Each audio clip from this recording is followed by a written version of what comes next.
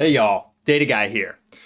So something that I've been hearing a lot about, from people out in the field, from just talking to everyone and just in general, is the newer kind of concept of an analytics engineer.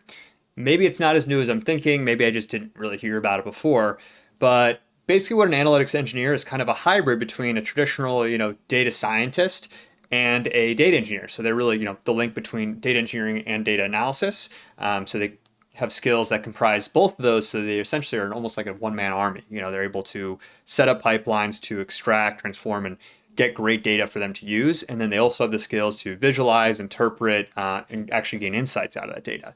So if they're actually, capable, it can be an incredibly powerful position, and they can be a real up level for a business.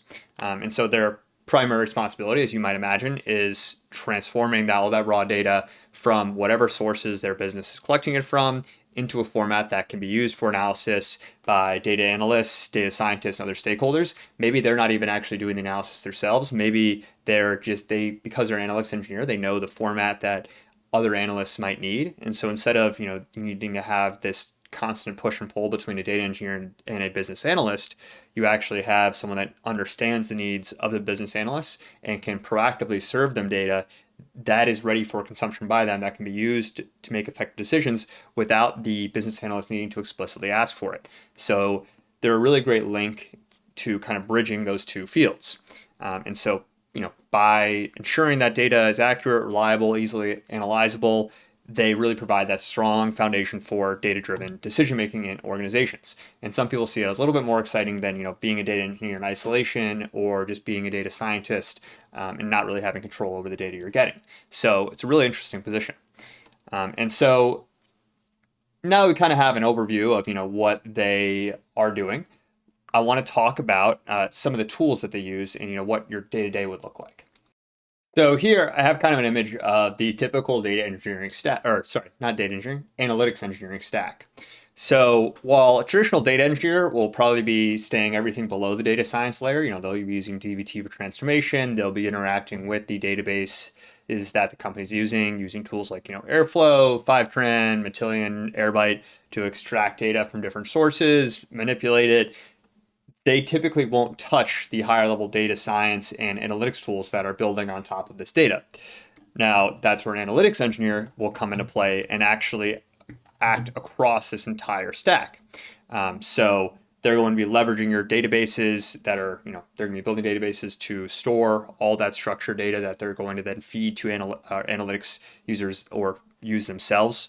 And they're also going to make use of, DBT for best practices on data transformations, modeling directly in the data warehouse to use that more efficient compute, using tools like Airflow, like Fivetran, just as a traditional data engineer would. But they're also pairing that with the skills to then present that information in an actual understandable format for end users. And so they really intimately know how to hook in, their visualization tools or data science tools into these databases in a way that can efficiently consume the data on a regular basis, provide things like live streaming, live updating dashboards, and really getting into the minutia of optimizing those databases for really large scale analytics queries. And that's the reason why I think why analytics engineers have become so popular is because as you're doing things like AI and ML, those are almost just fancy words for really advanced data statistics, data science. And so that's why analytics engineers are becoming so popular is because to be able to make use of these massive scales of data that are now present in the ecosystem, you really need to have a much more specialized skill set because you have to wrangle all this data from many different sources, bring it in at really large scale, and you need to do it constantly so you can keep updating your models, getting the latest predictions on the latest data.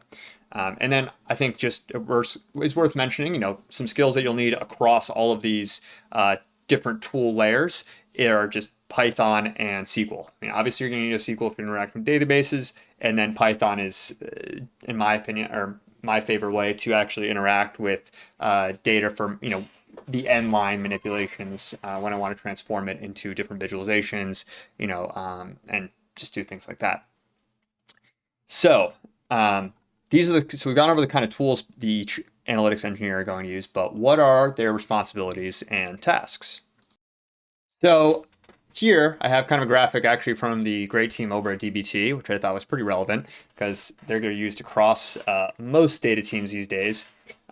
Describing what the analytics engineer's responsibilities are, kind of in the context of what a data engineer does and what a data analyst does, to really kind of highlight its link between the two roles. And so at the core of their role is data modeling. And so that's why, providing clean, transformed data ready for analysis. This comes from analytics engineers meticulously designing, maintaining data models that are robust and scalable for the business. So bringing in their knowledge about, what clean data looks like at the best, but also marrying that with the best practices of data engineering, creating scalable pipelines that can manage these transformations automatically at really large scale. And so these models will, be the ones that result in top level views, providing visualizations to end business users.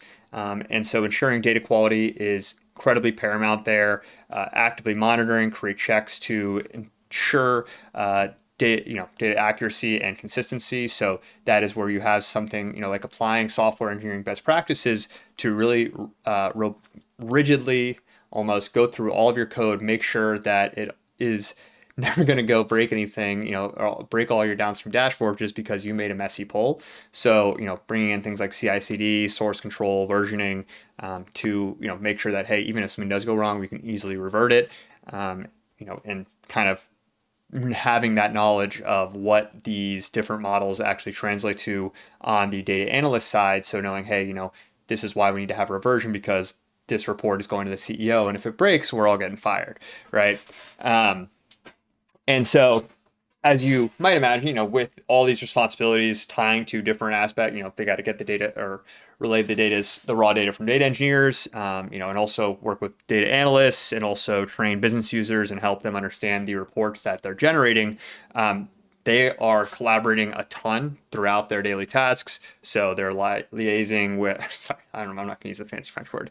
They are frequently meeting, with data scientists, business analysts, and business users, executives, as well as back-end engineers to make sure, hey, what are the needs that these end users have? What business insights are we trying to drive? And then taking those requirements and translating them so the data engineers can go pull out whatever data they need, whatever kind of data sources they need to start integrating into the stack, and just taking the business, because you're not going to be talking to people that are super well versed in hey, I want all the information about our customers. Well, that can involve, 20 different platforms to collect all that information. So being able to translate and say, okay, well, he doesn't actually need all the information. He just needs, all the purchase information for everyone within the past year, and then translate that to the data engineer so that they can go pull that data set for you, rather than sending them on a wild goose chase if the boss just spoke directly to the data engineer and said, give me all this stuff. He just takes them at face value. So that, if you like talking to a lot of people from very different backgrounds, great role for you. And one other thing to mention, as they need to build all these models, they need to be robust, is they also need to maintain them. So they'll need to be, monitoring their data warehouse, optimizing their queries for maximum performance, especially, when you're working at large scale. Even the small query optimizations can really make a big impact on how fast your data pipelines are able to run and how fast you're able to provide new reports on fresh data. And so to help ease this process as well, and also make it easier for end users to understand, what the data being presented is, they have to maintain a really large emphasis on data documentation. So making sure, hey, we're detailing how all these data models work, interpreting just a raw SQL script or a DBT model into kind of human readable, like a paragraph describing what it's actually doing.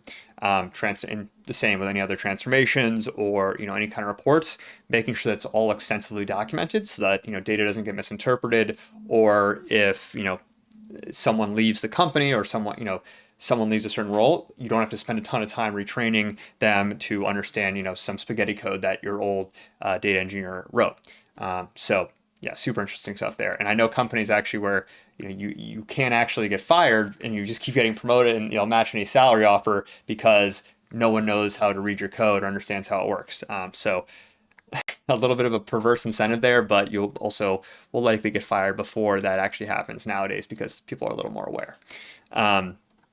So now we've talked about, hey, what are the tools you're using? What does your day-to-day life look like? I want to just kind of wrap it up with a little bit of a roadmap on how you can become a data analytics engineer. So if this role really spoke to you, if you're really inspired by watching this video, I want to kind of give you a little bit of a roadmap for how you might be able to become a data analytics engineer yourself. And so this is just another graphic I've kind of found online that I think, well, it's really ugly, and sorry to whoever created this, but yeah, I don't know, maybe it's using MS Paint. Can't talk though because I didn't create one myself. So I just thought this was really accurate and useful. Where this is just kind of a guideline. If you're starting from scratch, you don't know what you need to know to actually become a analytics engineer. I thought I would just kind of give you a quick little guidelines of just like the basic skills you need to know and maybe a suggested way, provided this guy of how to learn them, because I think this learning path does kind of make sense in terms of continually building on top of each concept. So number one, basic SQL, and I would also amend this to saying basic Python. You're not going to get far if you don't know Python. It's even for interacting with databases from external sources, like you'll need to typically wrap a SQL query in Python if you're using it within a script. So definitely need to have basic understanding of SQL and Python. Then you'll likely want to get into data modeling, understanding kind of data warehousing concepts, getting hands-on experience. Start a Snowflake free trial, run through some of the quick starts on there. Figure out whatever databases the companies you want to work for use. It's likely more public than you think. And then go try and use them. Go provision a free trial. Almost every cloud service has a free trial that you can use because it's a great demand generation opportunity.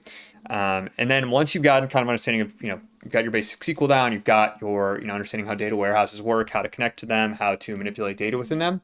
That's where you can start bringing in things like dbt, where you can understand, hey, how do I structure these SQL queries and create kind of scripts of SQL queries, create macros, do more efficient SQL work? Because that's really what dbt is at the end of the day. It's scripts of SQL queries that are run on a regular basis, and that's data model. So it's a data model is just a set of transformations that you're doing in order on a regular basis on a set of data. So this would be transforming a raw data file that you're getting every day from point of sale system to make it human readable. And then you'll likely want to get some knowledge of the cloud, learn some more Python specifically for data. So getting really experienced with some of like the matplotlib or some of the different libraries for Python. Obviously pandas, but other libraries that work with pandas to do kind of analytics on top of it. And also throughout this, if you can get practical experience, definitely do it. But I know it's kind of hard doing that chicken to the egg problem of going from 0 to 1, from no experience into analytics engineering job. So you might want to go into a data analyst job role first, or straight into data engineering. Maybe you're thoroughly in one of those. But always try to get any experience you can. And if you can't get experience, get a GitHub and start creating some sick projects on there that you can use.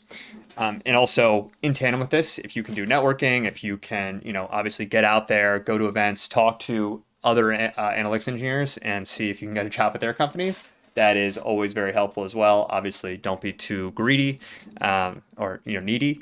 And this is just all kind of stuff you'll want to do as you're learning these skills. So learning how data is used by the business. So I kind of gave you an intro there, but go deeper on, maybe do a simulation where you're trying to analyze some data about a company, and then generate a dashboard, but do it in a way where, hey, you're pulling some API every day, using dbt to model the transformations and then serving it up in Tableau, and storing it in a backend database. And so you can kind of do that as you learn that.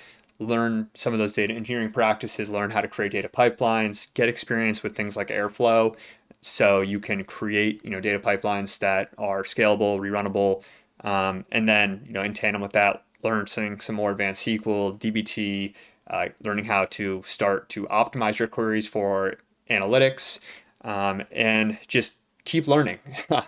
There's always new services you can use. There's always new platforms. There's always new things coming out. So just constantly staying up to date. And a great way to get a job is just to become the expert on some fancy new platform that no one else knows. And then you find a couple companies that use that, and boom, you're in. So yeah, that is kind of all I have for you today. So I hope this kind of helped you understand, what an analytics engineer is and their role in, shaping the data landscape for an organization, creating ready, clean data for analysis, and, just potentially being a really impactful person on the team. So I hope this helps you if you are interested in becoming an analytics engineer. If it did, please like and subscribe. If it didn't, please let me know a video that you'd like to see or another topic you'd like to see explored. And with that, Data Guy out. Peace.